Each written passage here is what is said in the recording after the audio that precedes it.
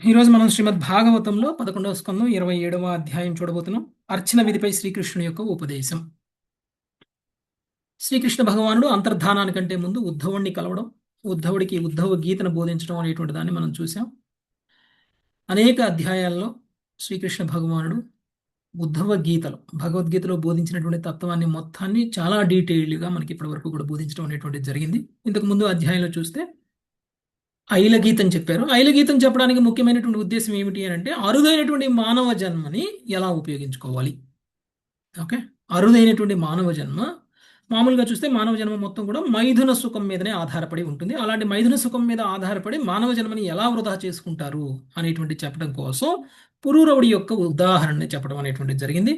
పురూరవుడు ఏ విధంగా ఊర్వశికి బానిసైపోయి ఊర్వశి మత్తులో తను ఏ విధంగా ఎన్నో పగళ్ళు ఎన్నో రాత్రులు గడిచిపోతున్నా కానీ తనకు అర్థం కాకుండా ఎంత సమయాన్ని వృధా చేశాను అనేటువంటి విషయం ఎప్పుడైతే ఊర్వశి తనను వదిలేసిందో అప్పుడు అర్థం చేసుకున్నాడు. అప్పుడు ఏ ఊర్వశి అయితే ఏ ఊర్వశి కోసం అయితే తన సమయం మొత్తం వృధా చేసుకున్నాడో ఆ ఊర్వశే మోసం చేసింది అని అనుకున్నాడు. తర్వాత ఇదంతా కూడా నా తప్పిదము, ఊర్వశిది కాదు, నేనే మానవ జన్మ యొక్క ప్రయోజనాన్ని అర్థం చేసుకోలేక నా జీవితాన్ని నేను వృధా చేశాను. మంచి మాటలు చెప్పే స్త్రీలను నమ్మకూడదు అని చెప్పేసి ఊర్వశే చెప్పింది నాకు. అయినా ఆమె మీద ఉన్నటువంటి కామభావంలో మ్, మాటను కూడా వినలేక నేనే తప్పు చేశాను అని అనుకున్నాను. సో ఈ విధంగా క్రూరుడు స్టోరీ ఐల గీతాన్ని మనము చూసాము. ఇంకా రెండు మూడు అధ్యాయాల్లో మనకి అర్చన యొక్క విధి మీద భగవంతుడి యొక్క ఉపదేశం అది ఈరోజు మనం చూస్తాం. తర్వాత విశుద్ధ భక్తి యోగం చూస్తాం. తర్వాత అంతర్ధానం చూడబోతున్నాం. అంటే ఇంకా 11వ స్కందం చివరి సెక్షన్లోకి వచ్చేసాము. భగవంతుడు అంతర్ధానానికంటే ముందు ఇచ్చినటువంటి ఉపదేశం ఆల్మోస్ట్ చిట్ట చివరి ఇంకా అంతర్ధానం అయిపోతుంది అనగా కృష్ణుడు ఏం చెప్పాడు. ఎవరైనా సరే మనం ఎంతసేపు మాట్లాడినా పోయే ముందు మళ్ళీ మనం ఏం చెప్తామండి? ఎవరినైనా సరే వదిలేసి వెళ్ళిపోయే ముందు మనం ఏం చెప్తాం, ఎలా చెప్తాం?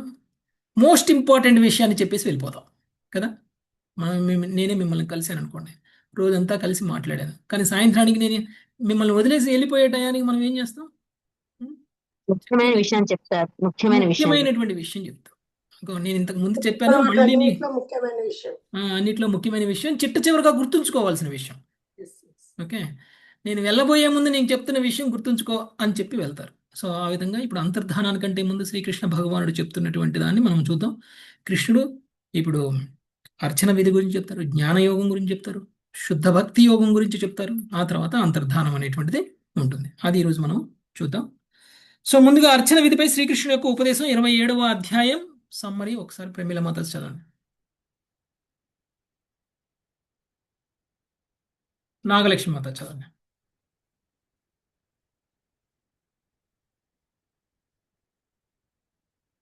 ఇందుమతి మాత చదవండి. సమ్మరీ చదివారు ప్రభుజీ. ఫస్ట్ వాక్యమే చెప్తాను.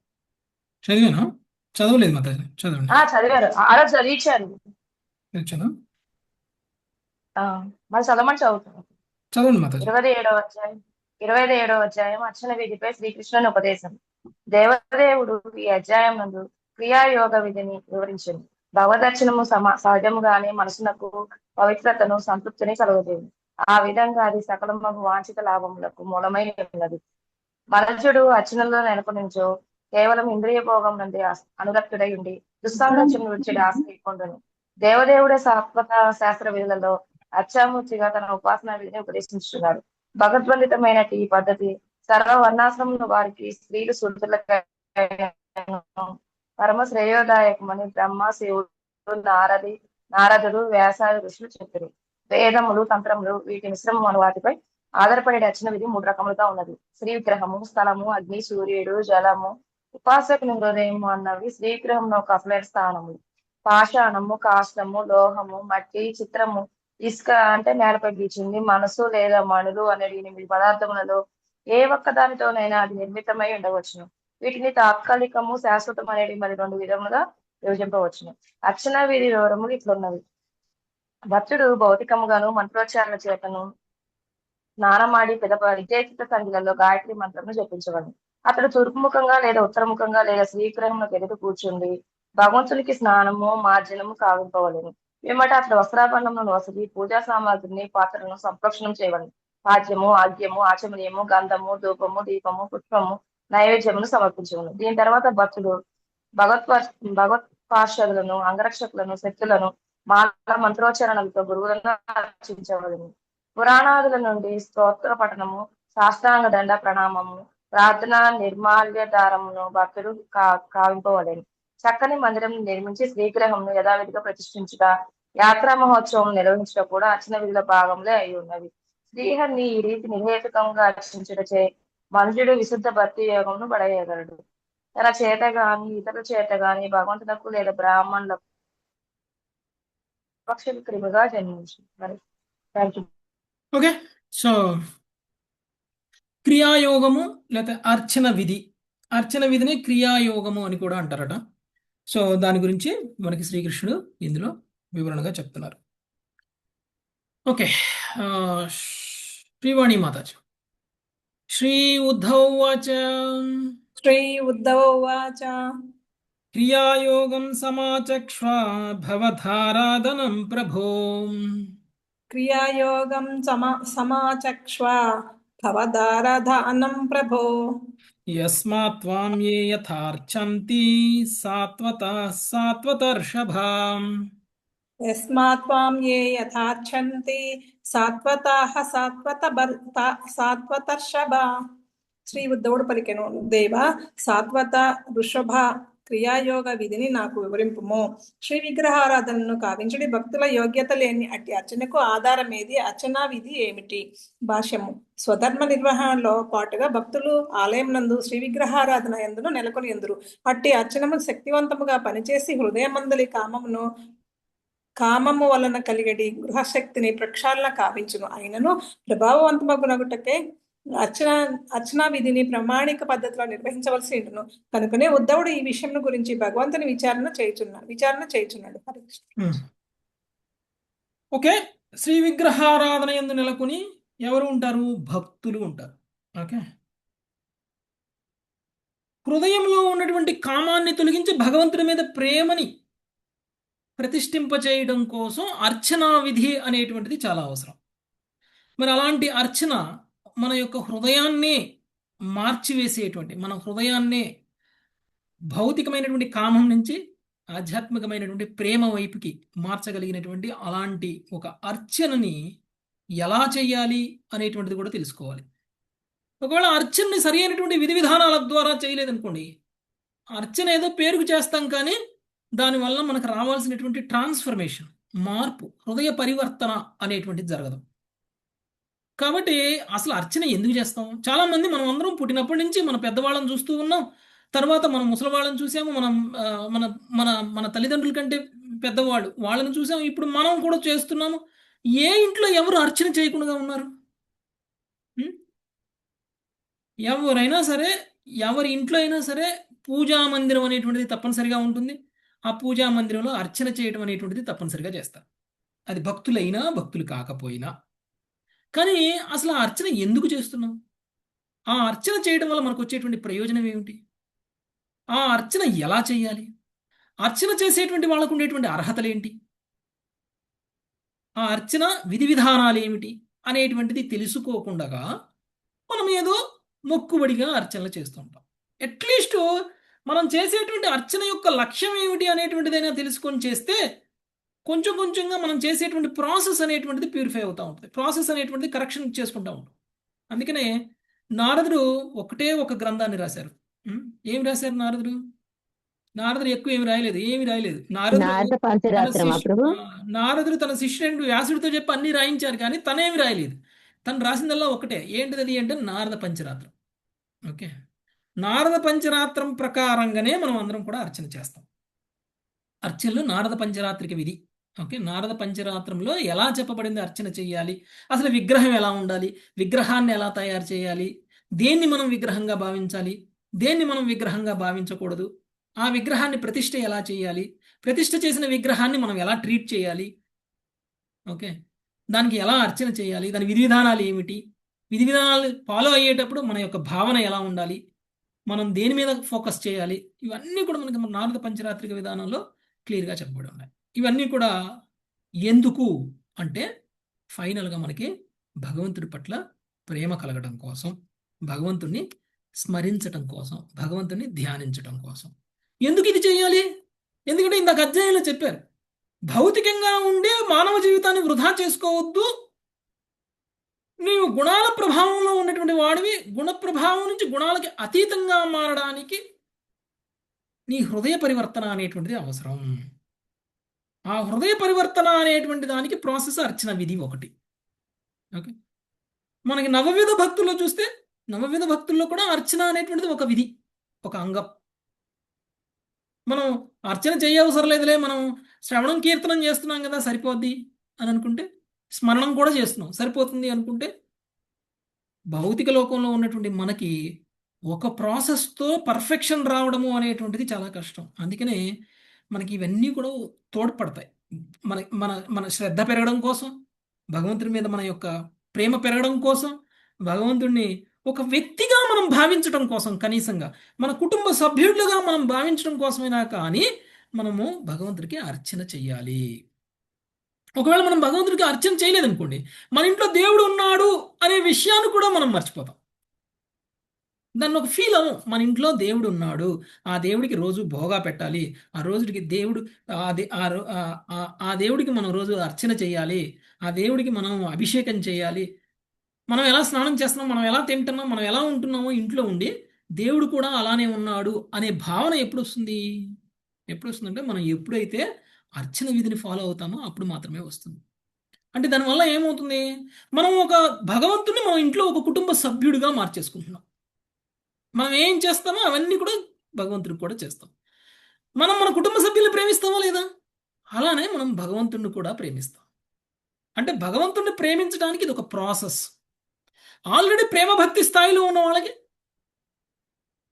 అర్చన చేస్తేనే ప్రేమ వస్తుంది, అర్చన చేయకపోతే ప్రేమ రాదు అనేటువంటి వాళ్ళకి అర్చన చేయాలి. ఆల్రెడీ ప్రేమించే వాళ్ళకి ఇంక అర్చన అవసరంలే, వాళ్ళు ఆల్రెడీ భావాస్థితిలో ఉన్నారు. ఓకే, వాళ్ళు ఆల్రెడీ ప్రేమస్థితిలో ఉన్నారు. కాబట్టి సాధన భక్తిలో ఒక అంగము అర్చన కూడా. అలాంటి అర్చనని ఎలా చేయాలి? దాన్నే క్రియాయోగం అని కూడా అంటారు. అంటే అర్చన చేసే విధానాన్ని క్రియాయోగం అని అంటారు. అది ఎలా చేయాలి? ఆ అర్చన చేసేటువంటి భక్తుల యొక్క యోగ్యతలు ఎలా ఉంటాయి? ఆ అర్చనకి ఆధారం ఏమిటి? ఆ అర్చన విధి ఏమిటి అని అడుగుతున్నారు, ప్రశ్నలు అడిగారు ఉద్ధవుడు. నెక్స్ట్ 2వ శ్లోకం, వేముల నరసింహారావు ప్రభు. ఏతద్వదంతి మునయో ముహుర్నిశ్రేయసం నృణాం ఏతద్వంతి మునియో శ్రేయస్సం నృణాం నారదో భగవాన్ వ్యాస ఆచార్యోంగిరసః సుతః. నారదో భగవాన్ వ్యాస ఆచార్యో అంగిరససుత. అట్టి అర్చనము మానవ జన్మలో పరమ శ్రేయస్సును చేకూర్చగలదని మనులు మాటి మాటికి చెప్పి ఉన్నారు. నారదముని వ్యాసదేవుడు నా గురువగు బృహస్పతి ఈ అభిప్రాయం చే వెలుబుచ్చిరి. హరే కృష్ణ ప్రభుజీ ధన్యవాదాలు. సో ఏ అర్చన అయితే నేను తెలుసుకోవాలనుకుంటున్నానో ఆ అర్చనలే ఇతర ఆచార్యులు కూడా చాలా మంది రికమెండ్ చేశారు, గొప్ప గొప్ప మునులు కూడా తెలియచేశారు. ఆ అర్చన విధి వలన శ్రేయస్సు కలుగుతుంది, పరమ శ్రేయస్సు కలుగుతుంది అనేటువంటి విషయాన్ని చెప్పారు. అదే నా అభిప్రాయం కూడా. ఓకే, నా అభిప్రాయం కూడా అదే. నా గురువు అయినటువంటి బృహస్పతి కూడా ఈ అభిప్రాయాన్ని తెలియచేశారు. నారదుడు, వ్యాసుడు లాంటి గురువులే కాదు, బృహస్పతి కూడా ఇదే తెలియచేశారు. అందుకనే దాని గురించి తెలుసుకోవాలి అని అంటున్నారు. నెక్స్ట్ 3-4 ప్రమీల మాతాజీ. హరే కృష్ణ.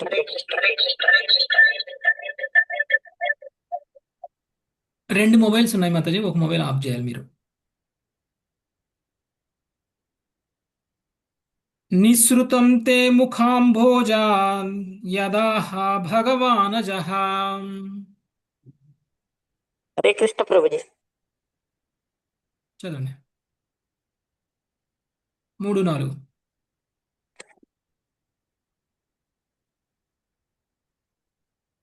8 మాతాజీ చదవండి. నిసృతం తే ముఖాంబోజాద్యదాహ భగవానజః. నిసృతం తే ముఖాంభోజా ఆద్యదాహ భగవానజః. విశ్రుతం తే ముఖాంబోజ ఆద్యదాహ భగవానజః పుత్రేభ్యో భృగుముఖ్యేభ్యో దేవ్యై చ భగవాన్ భవః. పుత్రేభ్యో భృగుముఖ్యేభ్యో దేవ్యై చ భగవాన్ భవః. ఏతద్వై సర్వవర్ణానాం ఆశ్రమాణాం చ సమ్మతం. ఏతద్వై సర్వవర్ణానాం ఆశ్రమాణాం చ సమ్మతం. శ్రేయసాముత్తమం మన్యే స్త్రీశూద్రాణాం చ మానధాం.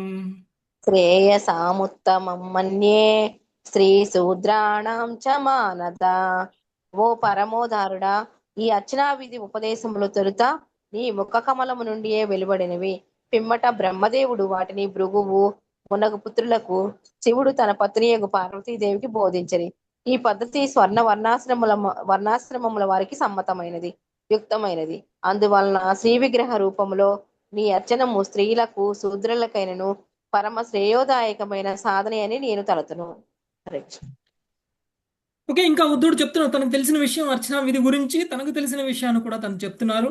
ఎందుకు దాని గురించి చెప్తున్నా, ఎందుకు నేను దాని గురించి తెలుసుకోవాలి అని అనుకుంటున్నాను అనేటువంటి దానికి ఆయన సంజాయిషి, ఓకే, వివరణ అనేటువంటిది ఇస్తున్నాడు. ఎందుకంటే ఈ అర్చనా విధిని ఎవరు ఉపదేశించారంటే నీవే ఉపదేశించావు. ఎవరికి? బ్రహ్మదేవుడికి.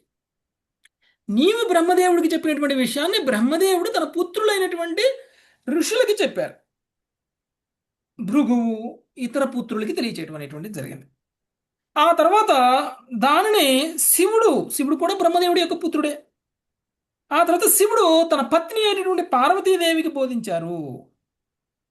ఎవరు దీన్ని చేయొచ్చు? సర్వవర్ణ ఆశ్రమముల వాళ్ళు కూడా ఇది చెయ్యాలి అని చెప్పారు.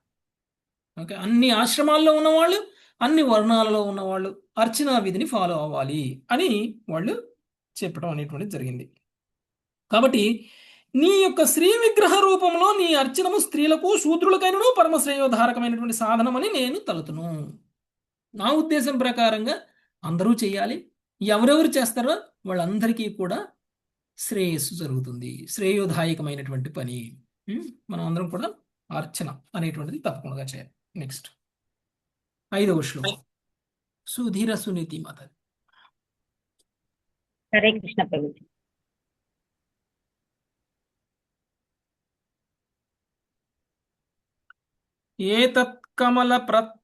ఏతత్కమల పత్రాక్ష కర్మబంధ విమోచనం. ఏతత్కమల పత్రాక్ష కర్మబంధ విమోచనం. భక్తాయ చానురక్తాయ బ్రూహి విశ్వేశ్వరేశ్వర. భక్తాయ చానురక్తాయ బ్రూహి విశ్వేశ్వరాయ. కమలపత్రాక్ష విశ్వేశ్వర, అనురక్తుడగుని భక్తునికి ఈ కర్మబంధ విమోచన సాధనము దయచేసి వివరింపుము. ఓకే, నీ భక్తునికి ఈ కర్మబంధ విమోచన సాధనముని దయచేసి వివరింపుము. అంటే అర్చనా విధి ద్వారా కూడా కర్మబంధనాల నుంచి బయటపడతాము. అది ఆ సాధనం, ఆ విధానాన్ని తెలియచేయండి అని అంటున్నారు. సో మనం చేసే అర్చన మనల్ని కర్మబంధనాల నుంచి బయటికి తెస్తుందో లేదో మనకు తెలియదు. కాబట్టి ఇప్పుడు శ్రీకృష్ణుడు ఎలా అర్చన చేస్తే మీరు కర్మబంధనాల నుంచి విముక్తులవుతారో అలా ఆ అర్చనా విధానం గురించి మనకు తెలియజేయండి అని ఉద్ధవుడు చెప్తున్నారు. కాబట్టి ఇప్పుడు ఏదైతే భగవంతుడు చెప్పబోతున్నారో ఆ విధంగా మనం ఫాలో అవడం అనేటువంటిది మన యొక్క కర్మబంధనాల నుంచి మనల్ని విముక్తుల్ని చేయగలదు. నెక్స్ట్ 6వ శ్లోకం, సుకోమల మాతాజీ. శ్రీ భగవానువాచ. మళ్ళీ శ్రీమాతాజీ. శ్రీ భగవానువాచ. నహ్యంతోనంత పారస్య కర్మకాండస్య చోద్దవా. హన్హెంతోనంత పారస్య కర్మకాండస్య చోద్దవ. సంక్షిప్తం వర్ణయిష్యామి యథావధను పూర్వశః. సంక్షిప్తం వర్ణయిష్యామి యదా వదను పూర్వశః. భగవానుడు పలికెను, ఉద్ధవ, అనంతమగు కర్మకాండకు అంతము లేదు కనుక ఈ విషయమును నేను సంక్షిప్తముగా ఒక్కొక్కటి వివరించదను. ప్రభుపాల్ వారి భాష్యమునకు జై. ఇచ్చటి కర్మకాండ అను పదము దేవదేవుని శ్రీ విగ్రహారాధనతో పరిసమాప్తి చెందిడి నానా విధములగు వైదిక అర్చనా విధులను సూచించును. ఇంద్రియ భోగ సాధనములు వైరాగ్య సాధనములు అసంఖ్యాక్యములైనట్లుగా వైకుంఠమునందు దేవదేవుడు అనుభవించడి దివ్యలీలలు గుణములు కూడా అసంఖ్యాకములు. భౌతిక జగత్తు నందలి నానా విధములగు పుణ్యభావనలు పవిత్రీకరణ పద్ధతులు దేవదేవుని అనగా పరతత్వమును అంగీకరింపనదే చుట్టతుదుకు తమలో తాము ఏకీభవింపజాలవు. ఏలయన భగవంతుని ఎరిగినదే మానవుని అసలైన కర్తవ్యమేమిటో నిశ్చితమైన అవగాహన కలగదు. దాదాపుగా మానవులందరూ నానా విధములై అర్చనా విధుల్లో నెలకొన్నప్పటికీ ఈ విషయమును భగవానుడు ఇప్పుడు సారాంశపరచుచు శ్రీ విగ్రహ రూపములో తనను అర్చించడి విధమును వివరింపగలడు. ఓకే, కర్మకాండలో భాగం కూడా మనం అర్చనా విధిని అనేటువంటి దాన్ని ఫాలో అవుతాము. అది ఎక్కడ అంతమవుతుంది కర్మకాండ అంటే ఎప్పుడైతే మనం శ్రీ విగ్రహారాధన అనేటువంటి దానికి మనం ట్రాన్స్ఫర్ అవుతామో మన అర్చన, అప్పుడు కర్మకాండ అనేటువంటి దానికి అంతం ఉండదు అని చెప్తున్నాను. ఓకే, సో దాని గురించి నేను ఒక్కొక్కటిగా వివరిస్తాను విను అని ఇక్కడ చెప్తున్నారు. నెక్స్ట్ 7వ శ్లోకం. ప్రభుజీ చదవనా ప్రభుజీ? లావణ్య మాతాజీ. వైదికస్తాంత్రికో మిశ్రా ఇతి మే త్రివిధో మఖః. వైదికస్తాంత్రికో మిశ్ర ఇతి మే త్రివిధో మఖః. త్రయాణమిప్సితేనైవ విధినా మాం సమర్చరేత్. త్రయాణమిప్సితేనైవ విధినా మాం సమర్చరేత్. వైదికము తాంత్రికము మిశ్రితము అనే 3 పద్ధతులలో ఒక దానిని ఎన్నుకొని దానిచే నన్ను సావధానముగా అర్చించవలెను. వాని ద్వారా నేను యజ్ఞమును స్వీకరింతును. భాష్యము. 4 వేదముల నుండి అనుబంధ వేదవాంగ్మయం నుండి మంత్రములతో నిర్వహింపబడి యజ్ఞమును వైదికమనేటి పదము సూచించును. పాంచరాత్రము గౌతమీయ తంత్రము వంటి సాహిత్యమును తాంత్రికమనేటి పదము సూచించును. మిశ్రితమనేటి పదము ఈ 2 రకములకు శాస్త్రముల ఉపయోగమును సూచించును. విస్తృతమైన యజ్ఞముల బాహ్యమగు అనుకరణ అసలైన జీవన పూర్ణత్వమును వసగజాలదని తప్పక గుర్తుంచుకొనవలెను. దేవదేవుడు తెలిపినట్టి విధానమును అనుసరించియే యజ్ఞమును నిర్వహించవలసి ఉండును. అతడే హరే కృష్ణ కృష్ణ కృష్ణ హరే హరే, హరే రామ రామ రామ హరే హరే అనుచు హరినామ సంకీర్తన చేసే పద్ధతిని ఈ యుగమునకు ఉపదేశించి ఉండెను. హరే కృష్ణ ప్రభుజీ, ధన్యవాదాలు. సో వైదికము తాంత్రికము మిశ్రితము అనేటువంటి 3 పద్ధతుల్లో అర్చనా విధి అనేటువంటిది ఉంటుంది. వీటిలో ఏదో ఒకదాన్ని ఎంచుకొని దాని ద్వారా భగవంతుణ్ణి అర్చన చేయడము అనేటువంటిది జరుగుతుంది. వాటి ద్వారా నేను యజ్ఞమును స్వీకరించును. ఓకే, అంటే అర్చనా విధానాన్ని వాళ్ళు స్వీకరించడం అనేటువంటి జరుగుతుంది. సో ఇదంతా కూడా యజ్ఞము. ఓకే, యజ్ఞం అంటే భగవంతుడి కోసం చేసేటువంటి కర్మ. సింపుల్. అర్చన కూడా మనం భగవంతుడి కోసం చేస్తే అది కూడా యజ్ఞమే. మనం చేసేటువంటి బాధ్యతలు నిర్వర్తించడం కూడా భగవంతుడి యొక్క సేవగా చేస్తే అది కూడా యజ్ఞమే. అర్జునుడు చేసిన యుద్ధం కూడా యజ్ఞమే. ఎందుకు? భగవంతుడిని సంతృప్తిపరచడం కోసం చేశాడు కాబట్టి. మన భాషలో యజ్ఞం అంటే ఓన్లీ అగ్నికి ఆహుతిని అర్పిస్తే యజ్ఞం. కానీ నిజానికి యజ్ఞం అంటే ఏం చేస్తే భగవంతుడు సంతృప్తి చెందుతారో అది యజ్ఞము. ఓకే, సో అంటే ఇప్పుడు అర్చన చేయడము అనేటువంటిది ఒక యజ్ఞంలా చేయాలి. అంటే అర్చన ద్వారా భగవంతుడు సంతృప్తి చెందాలి. ఓకే, ఎప్పుడు సంతృప్తి చెందుతారు? అర్చన చేసే మనం సంతృప్తి చెందినప్పుడు అర్చనతో చేయించబడినప్పుడు భగవంతుడు సంతృప్తి చెందుతారు. ఎందుకు? మన సంతృప్తికి భగవంతుడి సంతృప్తికి ఏంటి లింకు?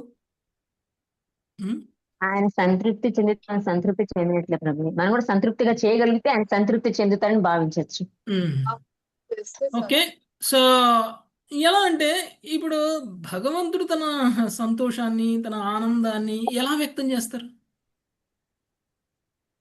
భక్తుల భక్తుల యొక్క ఆనందం ద్వారా వ్యక్తం చేస్తారు. అనుభూతుల ద్వారా మన ద్వారానే వ్యక్తం చేస్తారు. ఎందుకు? మనం అందరం కూడా భగవంతుల్లో అంశలం. ఓకే, సో మనం అంశలమైనప్పుడు భగవంతుడి ఆనందం మన ద్వారానే వ్యక్తం అవుతుంది. నా మనసు మీ మనసు అందరి మనసు కలిస్తే భగవంతుడి మనసు, నా కళ్ళు మీ కళ్ళు అందరి కళ్ళు కలిస్తే భగవంతుడి కళ్ళు. మనం సంతృప్తిగా ఉంటే భగవంతుడి సంతృప్తిగా ఉన్నట్లు. అంటే భగవంతుడి విరాట్ రూపాన్ని ఒట్టిగా చెప్పలేదు, అందుకే చెప్పారు. ఓకే, ఎందుకంటే మనము ఎవరైతే అర్చన చేస్తున్నారో వాళ్ళని చూసి వాళ్ళు ఎంత సంతోషపడుతున్నారు, మనం ఎంత సంతోషపడుతున్నాం, మన ద్వారా భగవంతుడు సంతోషపడతారు. అర్చనా విధిలో అర్చన చేసే వాళ్ళకే సంతోషం లేనప్పుడు, చూసిన వాళ్ళకే సంతోషం లేనప్పుడు భగవంతుడు కూడా సంతోషపడనట్లే, వైష్ణవులకి సంతోషం లేనప్పుడు. కాబట్టి వేదాలలో చెప్పబడిన విధంగా చేసేటువంటి అర్చన, మంత్రాలతోటి చేసేటువంటి అర్చన ఏదైతే ఉందో దాన్ని వైదికము అని అంటారు. పాంచరాత్రము, గౌతమీయ తంత్రము వంటి సాహిత్యాల్లో చెప్పబడినటువంటి విధంగా చేసేటువంటి దాన్ని తాంత్రికము అని అంటారు. మిశ్రమము, మిశ్రితము అంటే ఈ రెండు రకాలుగా, అంటే శాస్త్రాల్లో చెప్పబడ్డట్టు, తర్వాత పాంచరాత్రంలో చెప్పబడ్డట్టు రెండు విధాలుగా కలిపి చేస్తే దాన్ని మిశ్రితము అని అంటారు. సో ఇవన్నీ మనం చేస్తుంటే ఈ ప్రాసెస్ ప్రకారం, అంటే పాంచరాత్రిక విధానం ప్రకారంగా, లేకపోతే వేదాలలో చెప్పబడిన విధంగా, లేదా గౌతమీయ తంత్రము ప్రకారంగా చెప్పబడిన విధంగా కానీ మనం అర్చన చేయడం అనేటువంటిది మనకు సాధ్యమవుతుందా? పర్ఫెక్ట్గా సేవా అపరాధం లేకుండా, అర్చనలో ఎలాంటి అపరాధము చేయకుండా సాధ్యమవుతుందా? మనకి చాలా వరకు అర్చన శాస్త్రాలు ఎలా చేయాలో కూడా మనకు తెలియదు కదా. అవును ప్రభుజీ. అర్చన ఎలా మనం ఎంత నేర్చుకున్నా ఏదో తప్పులు ఉంటాయి. భగవంతుడి ముందు ఎలా ప్రవర్తించాలి అనేటువంటిది కూడా చాలా చాలా ఇంపార్టెంట్, మనం తెలుసుకోవాల్సినటువంటి విషయం. భగవంతుడి చేయలేం ప్రభుజీ కరెక్ట్ గా. మనం కట్టను ఓపెన్ చేసిన కాడి నుంచి మళ్ళీ కట్టను మూసేంత వరకు మన ప్రవర్తన ఎలా ఉండాలో కూడా మనం తెలుసుకోవాలి. ఓకే, మన ప్రవర్తన సరిగా లేదనుకోండి, మనం కట్టను ఓపెన్ చేసి ఎవరితోనో మాట్లాడామనుకోండి, భగవంతుడి పట్ల అపరాధం చేసినట్లే. కట్టను ఓపెన్ చేయగానే ముందు మనం సాష్టాంగ దండవత్ ప్రణామం చేయాలి, అది చేయకపోతే కూడా అపరాధం చేసినట్లే. కట్టను ఓపెన్ చేసిన తర్వాత మనం వీపు చూపించకూడదు భగవంతుడికి. ఓకే, అది కూడా చేసినట్టు. మనం భగవంతుడు మందిరం యొక్క హైటు, అంటే భగవంతుని ఎక్కడ కూర్చోబెట్టామో దాని హైటు, మనం కూర్చొని పూజ చేస్తాం కదండి, మనం కూర్చొని నుంచొని ఏదో ఒక రకంగా పూజ చేస్తాం కదా, మన హైట్ కంటే భగవంతుడి హైటు తక్కువలో ఉంటే అది కూడా అపరాధం. ఓకే, అంటే మనం ఎక్కడ కూర్చోవాలి అంటే భగవంతుడి కంటే ఒక మెట్టు కిందనే కూర్చోవాలి, పైన కూర్చోకూడదు, అది కూడా అపరాధమే. ఓకే, సో సో ఇన్ని రకాల చెప్పండి మాతాజీ. నాగలక్ష్మి మాతాజీ, నాగలక్ష్మి మాతాజీ. హరే కృష్ణ.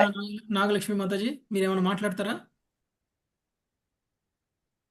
ఓకే, సో ఇన్ని రకాలుగా మనం అపరాధాలతోటి మనం చేస్తున్నాం. ఇంకా మనకు తెలియనటువంటి అపరాధాలు చాలా ఉంటాయి. తెలిసినవే ఇవి కొన్ని, తెలియనివి ఇంకా చాలా ఉంటాయి. ఇన్ని రకాలుగా అర్చనని అపరాధరహితంగా చేయడము అనేటువంటిది మనకు సాధ్యం కాని పని అయినప్పుడు సరి అయినటువంటి యజ్ఞం ఏమిటి అని అంటే జపయజ్ఞం, సంకీర్తన, హరినామ సంకీర్తన యజ్ఞం, హరినామ సంకీర్తన యజ్ఞం. హరే కృష్ణ హరే కృష్ణ కృష్ణ కృష్ణ హరే హరే, హరే రామ హరే రామ రామ రామ హరినామ సంకీర్తన చేసే పద్ధతిలో ఈ యుగంలో ఇవ్వబడింది. ఓకే, సో మీరు అర్చన చేసి జపం చేయకపోతే వేస్ట్. మీరు అర్చన చేయకపోయినా జపం చేస్తే చాలా ఇంపార్టెంట్. కలియుగంలో మనం చేయాల్సింది హరినామ జపం. ఓకే, అర్చన చేయడం కోసం జపం ఆపేస్తా అంటే అది తప్పు. మరి అర్చన చేయాలా లేదా అంటే, సరే మీరు జపం ఇంపార్టెంట్ అంటున్నారు, జపం చేస్తాము, జపయజ్ఞమే కదా మనకి కలియుగానికి ఇవ్వబడింది అని అంటే, మనం ఒక విధానం ద్వారా మనం ప్యూరిఫై అవ్వలేం కాబట్టి మనకి ప్రభుపాదుల వారు అర్చన కూడా చెయ్యాలి. చేస్తే మనం చేసినటువంటి జపం వల్ల జపంలో శ్రద్ధ పెరుగుతుంది, భగవంతుడి మీద శ్రద్ధ పెరుగుతుంది, భగవంతుడి పట్ల అంకిత భావం కూడా పెరుగుతుంది, మనం శరణాగతి కూడా పెరుగుతుంది. అందుకనే మనం అందరం కూడా అర్చనా విధిని తప్పకుండా చేయాలి. ఓకే, సో భవిష్యత్తులో మనకి ప్రేమ భక్తి స్థాయికి వెళ్ళినప్పుడు అప్పుడు కేవలం జపం చేసుకుంటే సరిపోద్ది. అప్పుడు మనం అర్చన చేయకపోయినా ఏం కాదు, కానీ అప్పటి వరకు మనం తప్ప. గొప్ప గొప్ప ఆచార్యులు కూడా అర్చనలు చేశారు. నెక్స్ట్ 8వ శ్లోకం మంజులత మాత. యథా స్వనిగమేనోక్తం ద్విజత్వం ప్రాప్య పూరుషః, యదా స్వనిగమేనోక్తం ద్విజత్వం ప్రాప్య పూరుషః, యథా యచేత మాం భక్త్యా శ్రద్ధయా తన్నిబోధ మే. యథా యజేత మాం భక్త్యా శ్రద్ధయా తన్నిబోధ మే. సంగతమగు వేదాదేశముల ద్వారా ద్విజత్వమును సాధించిన మనుజుడు భక్తితో నన్ను అర్చించవలసిన విధమును నేను వివరించెదను. ఇప్పుడు శ్రద్ధతో దానిని ఆలకింపుము. భాష్యము. స్వనిగమేన అను పదము మనుజుని వర్ణాశ్రమమునకు సంబంధించిన ప్రత్యేకముగు వేదాదేశమును సూచించును. బ్రాహ్మణ క్షత్రియ వైశ్య వర్ణములకు చెందిన వారు గాయత్రి మంత్రోపదేశముచే ద్విజత్వమును పొందగలరు. పారంపర్యముగా పూర్ణయోగ్యులగు బ్రాహ్మణ బాలురు 8వ ఏట దీక్షితులు కావచ్చును. క్షత్రియులు 11వ ఏట, వైశ్యులు 12వ ఏట దీక్షితులు కావచ్చును. కాని దీనికి యుక్తముగు నిబంధనలు వసగగూడవలసి ఉండును. ద్విజత్వమును పొందిన పిమ్మట మనుజుడు స్వయముగా భగవానుడే వివరింపనున్న విధముగా అర్చామూర్తి రూపములో ఆ దేవదేవుని శ్రద్ధతో అర్చించవలెను. Thank you Prabhuji. హరే కృష్ణ. అర్చన చేయడానికి కావాల్సిన అర్హత ఏమిటి అని అంటే ద్విజత్వం ఉండాలి. అంటే గాయత్రి మంత్ర ఉపదేశం కావాలి. గాయత్రి మంత్రోపదేశం కాకుండా అర్చన చేస్తే అది కరెక్ట్ కాదు. ఓకే, అర్హత రానట్టే మనకి. ఓకే, సో దాన్ని ఎలా చేయాలి? సరి అయినటువంటి వేద మంత్ర ఉచ్చారణతో గాయత్రి మంత్ర ఉపదేశం అనేటువంటిది కావాలి. ఎలా పడితే అలా కాదు. ఓకే, ఇంకోటి ఆ గాయత్రి మంత్ర ఉపదేశం చేసేటువంటి వ్యక్తికి కూడా అర్హతలు ఉండాలి. ఎవరు పడితే వాళ్ళు కాదు. వేదాలు తెలిసినటువంటి వ్యక్తులు, గాయత్రి మంత్రాన్ని ఉపదేశం చేసే అర్హత ఉన్నటువంటి వ్యక్తులు. ఎవరు పడితే వాళ్ళు గాయత్రి మంత్రాన్ని ఉపదేశం చేసేస్తే గాయత్రి మంత్రం చాలా పవిత్రమైనది. కలియుగంలో గాయత్రి మంత్రాన్ని ద్విజత్వం తీసుకోకుండా మనం చేయకూడదు. అంటే ఉపదేశం తీసుకోకుండా చేయకూడదు. గాయత్రి మంత్రాన్ని ఎవరు పడితే వాళ్ళు చదవకూడదు. గాయత్రి మంత్రం చాలా పవర్ఫుల్. హరినామంలా కాదు. హరినామం మనం ఎవరైనా చెప్పచ్చు, మనకేమి కాదు. ఎవరు చెప్పినా ఎలా చెప్పినా ఏం కాదు. కానీ గాయత్రి మంత్రాన్ని అలా చేయకూడదు. అందుకని కలియుగానికి ఉద్దేశించబడింది కాదు. కానీ ద్విజత్వం తీసుకునేటువంటి వాళ్ళు గాయత్రి మంత్రాన్ని ఉపదేశం చేయటం అనేటువంటిది జరుగుతుంది. గాయత్రి మంత్రోపదేశం అయినటువంటి వ్యక్తులు, అంటే గాయత్రి మంత్ర ఉపదేశం చేసే వ్యక్తికి కూడా అర్హత ఉండాలి. తర్వాత ఆ అర్హత ఉన్నటువంటి వ్యక్తి కూడా వేదాలలో చెప్పబడిన విధంగా ఉపదేశం చేయాలి. ఓకే, సో అలా చేసినప్పుడు ఆ వ్యక్తి అర్చన చేయడానికి అర్హుడు. అలాంటి వ్యక్తులు అర్చన ఎలా చేయాలో, ఏ విధంగా చేయాలో అనేటువంటిది నేను చెప్తాను. అది ఇప్పుడు మీరు శ్రద్ధగా వినండి అని కృష్ణుడు చెప్తున్నారు. నెక్స్ట్ 9వది ఉమాపతి ప్రభు. అర్చాయాం స్థండిలేగ్నో వా సూర్యే వాప్సు హృది ద్విజః.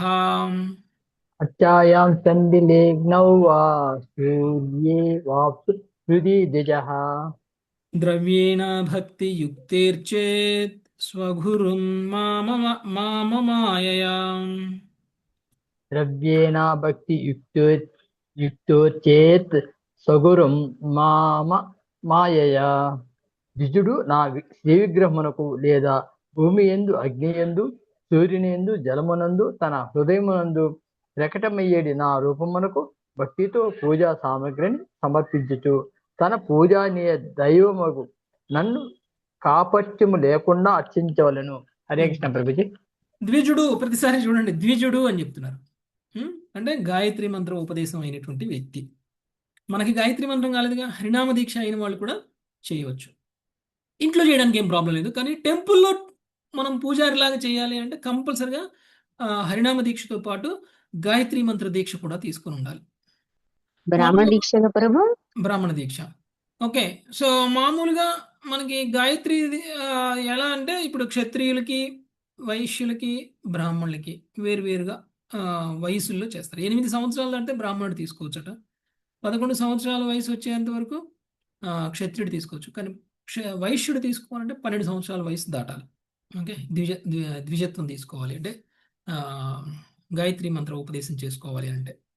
సో అప్పుడు ఏం చేస్తారు, మనకి జన్యం వేస్తారు కదా, జన్యం వేస్తారు. సో గాయత్రి మంత్ర దీక్షతో తీసుకున్నప్పుడు కూడా జన్యం వేస్తారు. మరి గాయత్రి మంత్ర దీక్ష స్త్రీలు తీసుకోవచ్చా? లేదు కదా ప్రభు, అర్హత ఉందా? గాయత్రి మంత్ర దీక్ష స్త్రీలు కూడా తీసుకోవచ్చు. స్త్రీలు కూడా తీసుకోవచ్చు. కాకపోతే స్త్రీలు జన్యం వేసుకోవాల్సిన అవసరం ఏముండదు. అంటే బ్రాహ్మణ దీక్షకు అర్హులు కానీ అంటే ఆ మంత్రం జపం చేసుకోవచ్చు అంతేనా ప్రభుజీ? చేయొచ్చు. గాయత్రి మంత్ర దీక్ష తీసుకున్న వాళ్ళు గాయత్రి మంత్ర జపం చెయ్యాలి. త్రిసంధ్యలలో చేయాలి. ఓకే, త్రిసంధ్యలలో గాయత్రి మంత్ర జపం చేయాలి. ఒక మాల అంటే 3 మాలలు చేయాలి గాయత్రి మంత్రం. చదవడం తప్ప ప్రభుజీ, మరి అలా తీసుకోలేదు, చదవడం తప్ప అది. మన బ్రాహ్మణత్వం రాకుండా మనం అపరాధం చేస్తున్నాం, మంత్రానికి అపరాధం చేస్తున్నాం. అంటే మనం కొంచెం కృష్ణ చైతన్యంలో ఉన్న వాళ్ళు పర్వాలేదు మాతాజీ, కానీ గాయత్రి మంత్రం చేయాలంటే శుద్ధిగా ఉండాలి. మాంసాహారం తినకూడదు, ఎల్లిపాయ తినకూడదు. ఓకే, స్నానం చేసిన తర్వాత మాత్రమే మంత్రం చేయాలి. కనీసం 1 గంట సేపు మంచం మీద పడుకున్నా లేచిన తర్వాత మళ్ళీ గాయత్రి మంత్రం చేయకూడదు, మళ్ళీ స్నానం చేసి చేయాలి. ఆల్రెడీ భోజనం చేసామనుకోండి, ఈ బట్టలు వేసుకొని భోజనం చేసామనుకోండి, మళ్ళీ ఆ బట్టలు మార్చుకొని చేయాలి, కొత్త బట్టలు వేసుకొని చేయాలి. ఓకే, తర్వాత బాత్రూమ్కి వెళ్ళి వస్తే స్నానం చేసి చేయాలి. సో చాలా రూల్స్ ఉంటాయి. ఇవన్నీ పాటించగలిగిన వాళ్ళు చేయొచ్చు, ఇవన్నీ పాటించలేని వాళ్ళు చేయకూడదు. ఓకే, ప్రభుజీ మరి గొడుగప్పుడు జంజం వేస్తారు కదా, అప్పుడు దానికి అంత ఇంపార్టెంట్ లేదా? అది ఇది ఏం తేడా లేదు, అది కూడా గాయత్రి మంత్ర ఉపదేశమే. ఏమనే కదా చెప్పేది. కాకపోతే దాన్ని మనం ఒక రిచువల్ గా మార్చేసాం. గాయత్రి మంత్ర ఉపదేశాన్ని ఒక రిచువల్ గా మార్చేసాం, దాని విలువ కూడా మనకి తెలియదు. మనకేంటంటే ఏ శుభకార్యమైనా చెయ్యాలి అంటే ముందు గాయత్రి మంత్ర ఉపదేశం జరగాలి. ఓకే, సో మనం అంత అపవిత్రంగా ఉంటూ గాయత్రి మంత్రాన్ని తీసుకుంటే గాయత్రి మంత్రాన్ని అపవిత్రం చేసినట్టు. కానీ హరినామ మంత్రం అలా కాదు. గాయత్రి మంత్రం అంత పవర్ఫులే, కానీ హరినామానికి ఇలాంటి సిద్ధులు పాటించాల్సిన అవసరం లేదు, శుద్ధిగా ఉండాల్సిన అవసరం లేదు. స్నానం చేయకపోయినా డిఫరెన్స్ ఏంటి అర్థం కావట్లేదు. ఎందుకు అంటే ఆ మంత్ర బలం అలా ఉంటుంది, ఆ మంత్ర ప్రభావం అలా ఉంటుంది. ఆ మంత్రం అంత పవర్ఫుల్ మంత్రం. దాన్ని మనం గాయత్రి మంత్రం కూడా మనం కీర్తించేది కృష్ణుణ్ణే, హరే కృష్ణ మహామంత్రం కూడా కీర్తించేది కృష్ణుణ్ణే. కానీ గాయత్రి మంత్రం అనేటువంటిది ద్విజులకు ఉద్దేశించబడింది. ఓకే, అంత ప్యూర్గా ఉన్న వాళ్ళే చేయాలి. అందుకనే గాయత్రి మంత్రం ఉపదేశం ఏంది, నేను చేసేస్తాను అంటే మనం ఏది ఫాలో అవ్వకుండా మనం చేయకూడదు. ఓకే, సో రూల్స్ ఫాలో అవ్వాల్సిన అవసరం అనేటువంటిది చాలా ఉంది. ఓకే, సో ద్విజుడు ప్రభుజీ ఇక్కడ శూద్రులకు చెప్పలేదు కదా ప్రభుజీ, శూద్రులకి చెప్పలేదు. మన శూద్రులకు తీసుకుంటున్నాం కదా ప్రభుజీ, మన ఇస్కాన్ లో శూద్రులకు కూడా ఇస్తున్నారు కదా, వర్ణ భేదం లేకుండా. ఇస్కాన్ లో శూద్రులు ఎవరున్నారు అసలు?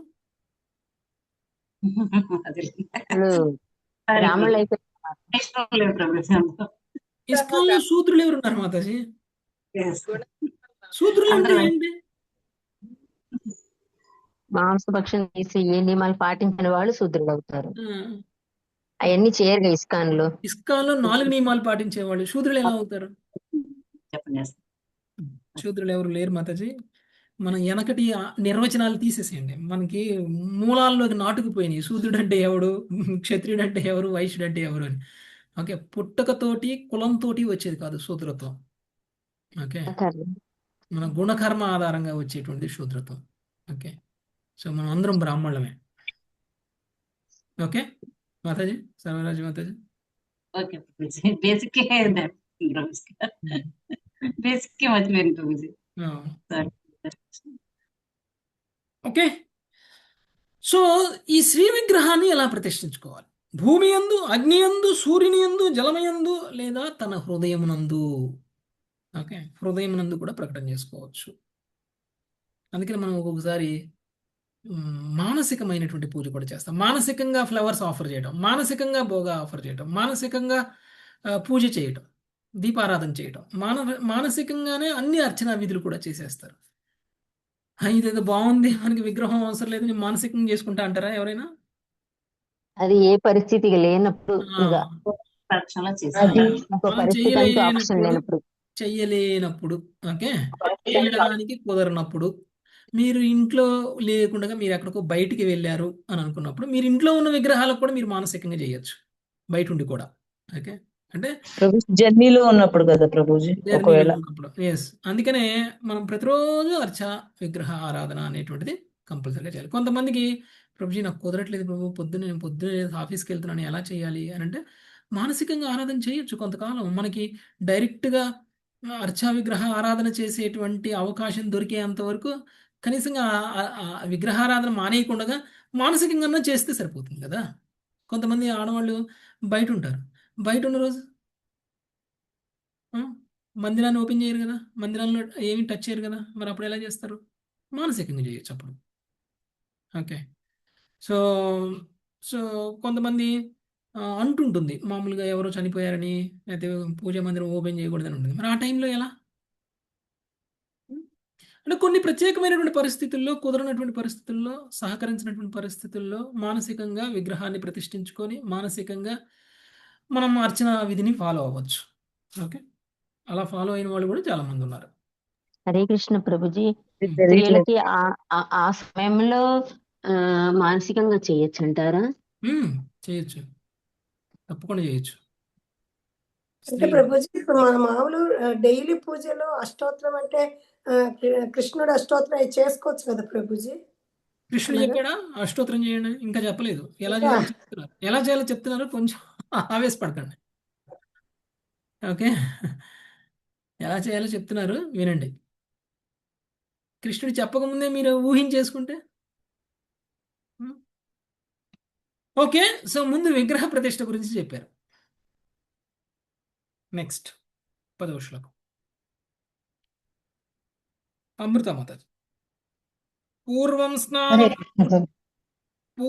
స్నానం ప్రకుర్వీత ధౌత దంతోంగ శుద్ధయే.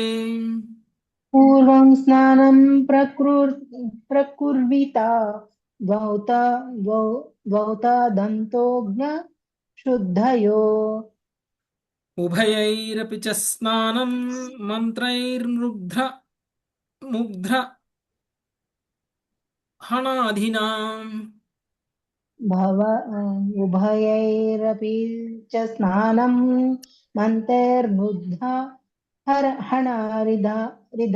హణాదినా. హరే కృష్ణ పూజీ. మనుజుడు దంతధవనముచే స్నానముచే తొలుత దేహమును శుద్ధిపరచుకొనవలెను. పిదప అతడు మృతికాలేపనముతో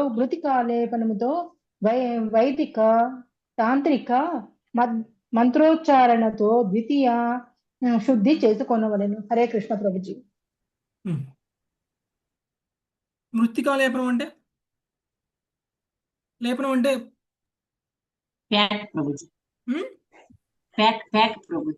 కాదు, మొన్ను మనం ఇవి పెట్టుకుంటాం కదా మాతాజీ, ఇవి పెట్టుకుంటాం కదా, శరీరాన్ని అలంకరించుకుంటాం కదా, గోపీచందనం. ఓకే. తర్వాత వైదిక తాంత్రిక మంత్రోచ్చారణతో ద్వితీయ శుద్ధి చేయవలను. ఇది ఎలా?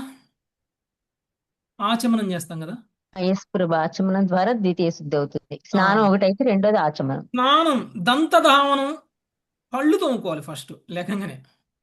ఓకే, తర్వాత స్నానం చేయాలి, పళ్ళు తోముకొని స్నానం చేసి శరీరాన్ని శుద్ధి చేయాలి.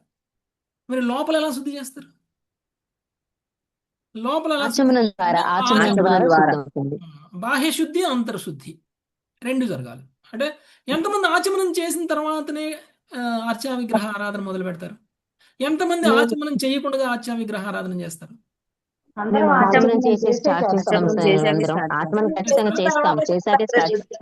కంపల్సరిగా ఆచమనం చేయాలి. Okay, compulsory. తులసి ఆరాధన చేసేటప్పుడైనా ఆచమనం చేయాలి. మళ్ళా తర్వాత అర్చా విగ్రహ ఆరాధన చేసేటప్పుడైనా ఆచమనం చేయాలి.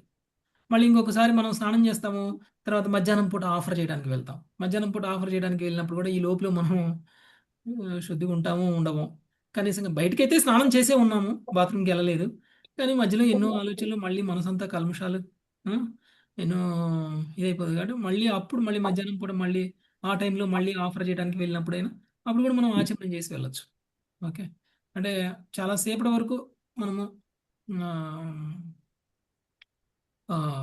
ఓపెన్ చేయలేదనుకోండి ఆల్టర్, తర్వాత మనం ఏదో పనుల్లో పడిపోయాం అనుకోండి, తర్వాత మళ్ళీ ఆల్టర్ ఓపెన్ చేయడానికి వెళ్ళాం అనుకోండి, అప్పుడు మళ్ళీ ఆచమనం చేసుకుని వెళ్ళాలి. మళ్ళీ అప్పుడు స్నానం చేయాలా అంటే అంత అవసరం లేదు. ఓకే, మరి బ్రాహ్మణులు మందిరాల్లో ఫాలో అవుతారు, కానీ ఇంట్లో వాళ్ళు కనీసం 2 సార్లు స్నానం చేస్తే సరిపోద్ది. ఉదయం ఒకసారి, నైట్ ఒకసారి, సాయంత్రం ఒకసారి.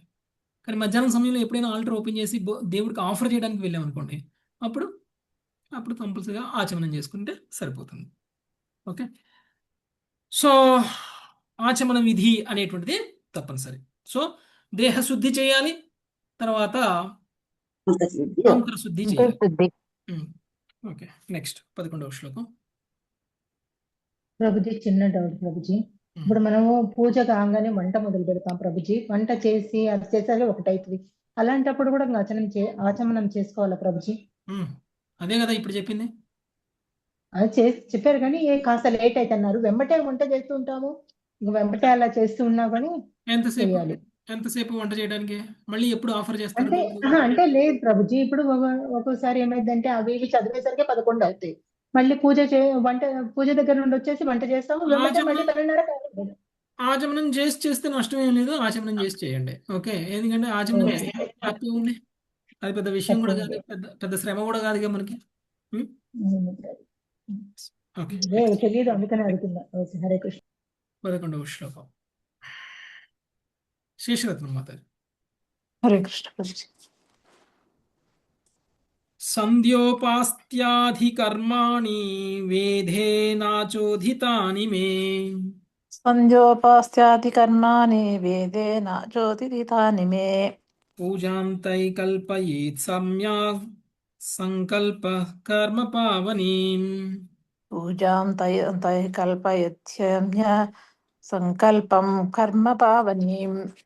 మనస్సును నా యందు లగ్నమర్చి త్రిసంధ్యల్లో గాయత్రీ మంత్రోచ్చరము వంటి వివిధ విద్యుక్త ధర్మములచే మనుజుడు నన్ను అర్చించవలెను.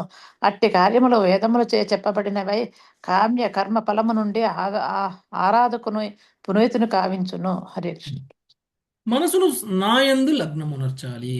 అర్చన చేసేటువంటి వాళ్ళకి ఉండాల్సినటువంటి మొదటి లక్షణం ఏమిటి అని అంటే, మనం ఎవరికి అర్చన చేస్తున్నామో వాళ్ళ మీద ఉండాలి మన మనసు. ఓకే, మనిషి ఇక్కడ ఉండి మనసు ఎక్కడో ఉండి అర్చన చేయకూడదు. మనిషి ఎక్కడ ఉంటాడో మనసు కూడా అక్కడే ఉండాలి. మనిషి భగవంతుని ముందు నిలబడి ఉంటే మనసు కూడా భగవంతుని ముందే ఉండాలి. మనసులో కూడా భగవంతుడే ఉండాలి. అర్చన చేసేటప్పుడు భగవంతుడి మీద లగ్నం చేయాలి మనసుని. త్రిసంధ్యలలో గాయత్రీ మంత్రోచ్చారణ ద్వారా కూడా భగవంతుని వంటి వివిధ విద్యుక్త కర్మలచే మనుషుడు నన్ను అర్చించవలెను. ఓకే, మూడు సమయంలో, రోజులో 3 సమయం, ఉదయం, మధ్యాహ్నం, సాయంత్రం, 3 సంధ్యలలో కూడా గాయత్రీ మంత్ర ఉచ్చారణ కూడా ఒక అర్చనే. ఆ గాయత్రీ మంత్ర ఉచ్చారణ బ్రాహ్మణుడి, ఆ గాయత్రీ మంత్ర ఉచ్చారణ చేసేటువంటి వాళ్ళు ముందు భగవంతుని మనసులో నిలుపుకొని చేయాలి. ఓకే, అది. సో ఇలా చేస్తే అలాంటి కార్యాలు వేదములచే చెప్పబడినవై కామ్యకర్మల నుండి ఆరాధకుని పునీతమును కావించును. మనం చేసేటువంటి కామ్యకర్మల వలన కలిగేటువంటి పుణ్య పాప ఫలాల నుంచి మనల్ని పవిత్రం చేస్తుంది. ఓకే, నెక్స్ట్ 12వ శ్లోకం. సర్వరాజ్య మాతాజీ. శైలీదారుమయీ లోహి లేప్యా లేఖ్యా చ సైకతి. శైలీదారుమయీ లౌహి లేప్యా లేఖ్యా చ సైకతి. మనోమయీ మణిమయీ ప్రతిమాష్ఠవిధా స్మృతా. మనోమయీ మణిమయీ ప్రతిమాష్టావిధా స్మృతా. శ్రీ విగ్రహము, శిల, దారువు, లోహము, మృత్తిక, చిత్రము, ఇసుక, మనసు, మణులు అనేది 8 విధములైన వాటి యందు ప్రకటమగునని చెప్పబడినది. భాష్యం. ఇసుకతో తయారైన రూపము వంటి కొన్ని శ్రీ విగ్రహములు ఆరాధకుని కోరిక నెరవేర్చు కొద్ది సమయముల వరకే ప్రకటమగునని శ్రీల జీవగోస్వామి వివరించింది. కానీ విశుద్ధ భగవత్ ప్రేమను పొందగోరడి వారు శాశ్వత శ్రీ విగ్రహ రూపమనే, ఉదాహరణకు పాలరాయి, సువర్ణము లేదా ఇత్తడితో తయారైన రూపమును అర్చించను. దానిని నిరంతరం కొనసాగించవలెను. కృష్ణ భక్తి భావంలో శ్రీ విగ్రహారాధనను అలక్ష్యపరచుటకు తావే లేదు. శ్రీ విగ్రహారాధన కృష్ణ భక్తి భావంలో ఉన్న వాళ్ళు చెయ్యము అని అనుకుంటే తప్పు.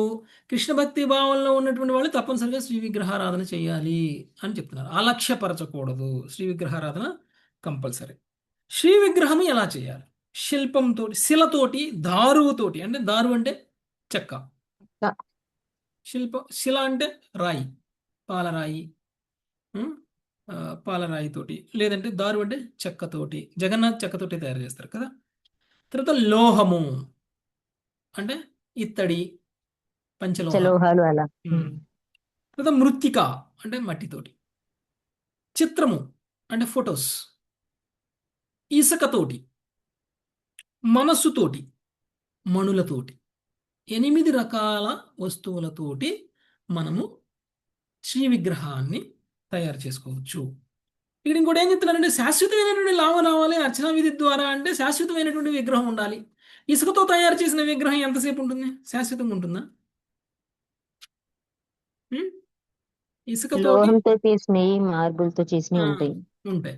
అదే ఇసుకతో చేసిన టెంపరీ రిలీఫ్ అనమాట. టెంపరీ అంటే అవి అలా విగ్రహాన్ని ప్రతిష్ఠిస్తాం. ఆ విగ్రహం ఎక్కువ కాలం ఉండదు కాబట్టి మనకి ఏదో సడన్గా ఏదో కోరిక ఉంది, ఆ కోరిక నెరవేర్చుకోవడం కోసం టెంపరీగా ఏదో ఒక విగ్రహాన్ని ఏర్పాటు చేసుకుని ఆ విగ్రహాన్ని అర్చన చేసి పూజించుకుంటే మనకి ఆ టెంపరీ కోరికలు నెరవేరుతాయి. కానీ శాశ్వతమైనటువంటి లాభం ఉండాలంటే శాశ్వతమైనటువంటి లోహంతో తయారు చేయబడిన ఇత్తడితోటి, లేకపోతే బంగారంతో, లేకపోతే పాలరాయితోటి తయారు చేయబడినటువంటి శ్రీ విగ్రహాన్ని అర్చించాలి అని చెప్తున్నారు. సో ప్రత్యేకించి మనకి కృష్ణ భక్తి భావంలో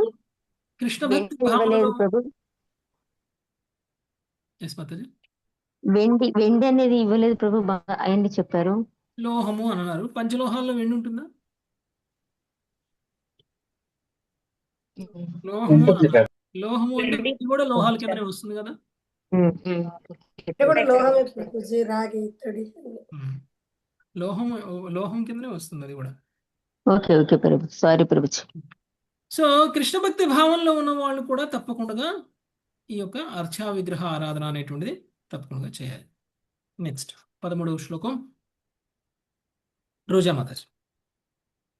చలాచలేతి ద్వివిధ ప్రతిష్టా జీవ మందిరం. చలాచలేతి ద్వివిధ ప్రతిష్టా జీవ మందిరం. ఉద్ధ్వాసావాహనేనస్త స్థిరాయాముద్ధవార్చనే. ఉద్యాసావహస్నే నస్తా స్థిరాయముద్ధవార్చనే.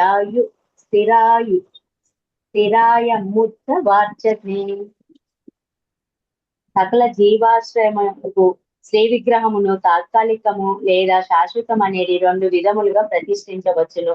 ఉత్తవ కానీ ఆవాహన చేయబడినట్టి శాశ్వత శ్రీ విగ్రహమునకు ఎన్నడూను ఉద్వాసన చెప్పకూడదు. భాష్యము.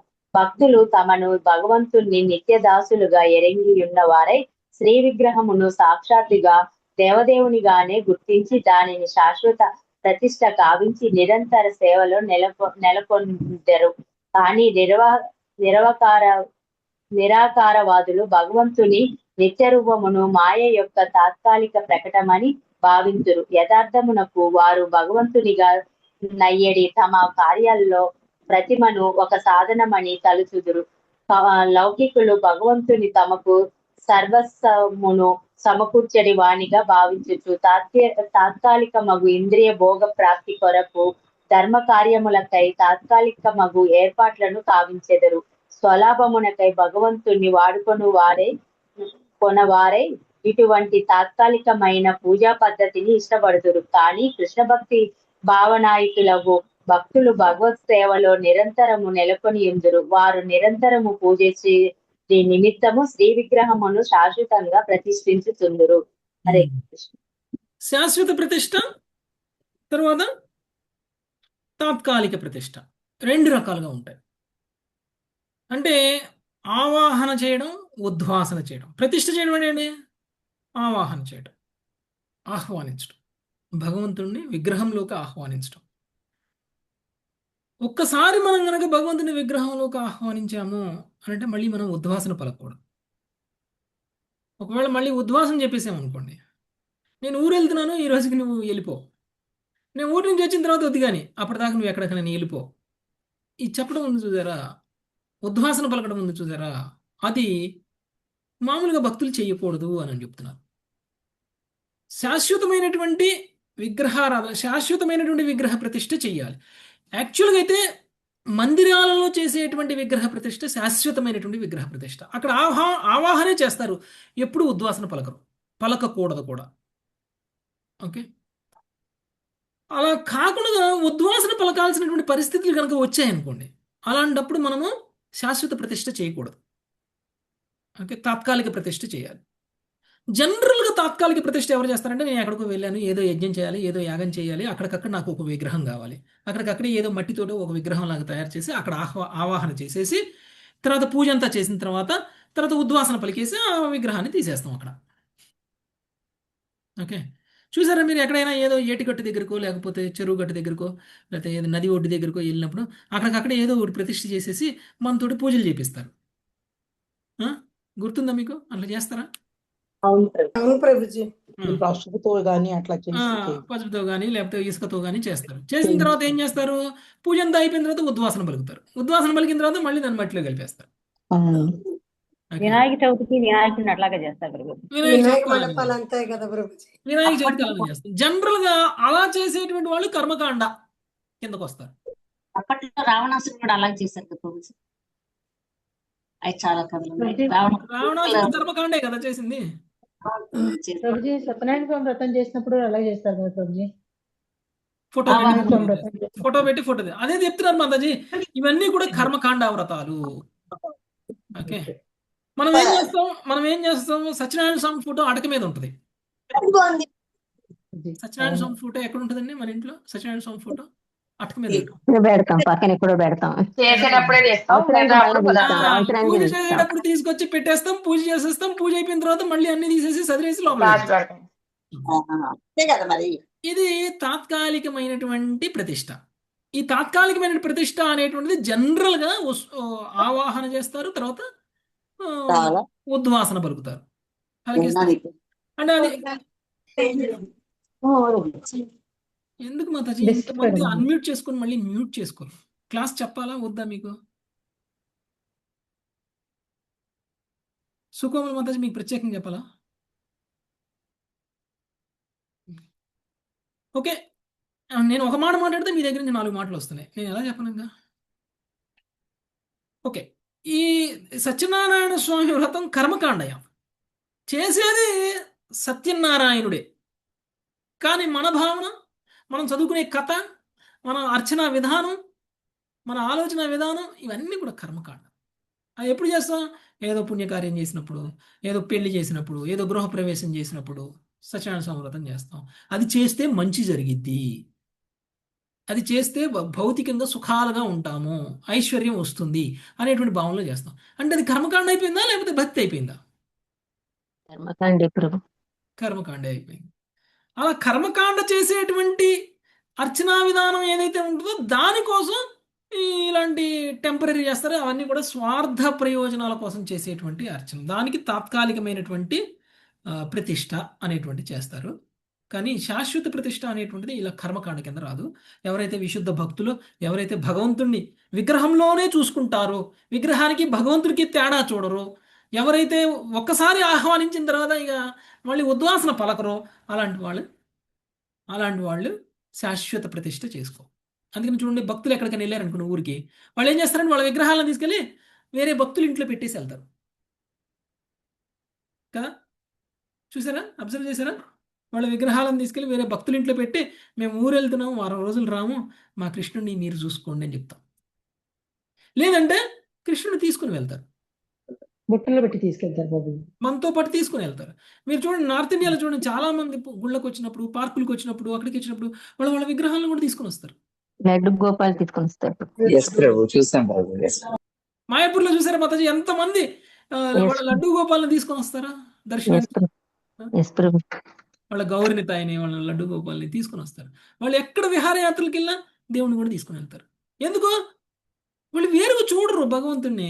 మనం ఎలా వెళ్తున్నాం వాళ్ళు. నేను వెళ్ళిపోతే కృష్ణుడిని ఎవరు చూస్తారు? కృష్ణుడు ఇంట్లో ఎవరు లేకపోతే కృష్ణుడికి ఎవరు భోగా పెడతారు? 3 సార్లు రోజు పెట్టేవాళ్ళం, వారం రోజులకు రాకపోతే వారం రోజులు కృష్ణుడిని తినకుండా ఉంచాలా? ఎలా అని చెప్పేసి తీసుకునైనా వెళ్తారు, లేదంటే ఎవరికైనా భక్తులకైనా ఇస్తారు. ఇచ్చి చెప్తారు, ఇగో మా కృష్ణుడికి 3 సార్లు పెడతా, నేను పెట్టిన ప్రతిసారి ఇలా పెడతా, మీరు కూడా కొంచెం దయచేసి నేను వచ్చేంత వరకు ఇలా చూసుకోండి నా కృష్ణుడిని అని చెప్పి మరీ వెళ్తారు. భక్తులు. ఓకే, సో ఎందుకంటే వాళ్ళు శాశ్వతమైనటువంటి ప్రతిష్ట చేయటం అనేటువంటిది జరుగుతుంది. ఆ శాశ్వత ప్రతిష్ట అనేటువంటిది స్వలాభం కోసం చేయరు, అది భగవంతుణ్ణి ఆహ్వానించి భగవంతుణ్ణి ఆ విగ్రహంలో ఉన్నారు అని నమ్మేటువంటి వాళ్ళకి ఆ శాశ్వతమైనటువంటి ప్రతిష్ట.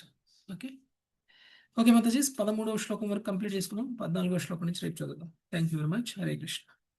వాంఛాకల్పతరుభ్యశ్చ పతితానాం పావనేభ్యో వైష్ణవేభ్యో నమో నమః. హరే కృష్ణ హరే కృష్ణ కృష్ణ కృష్ణ హరే హరే, హరే రామ హరే రామ రామ రామ హరే హరే. హరే కృష్ణ ప్రభుజీ ధన్యవాదాలు. హరే కృష్ణ ప్రభుజీ.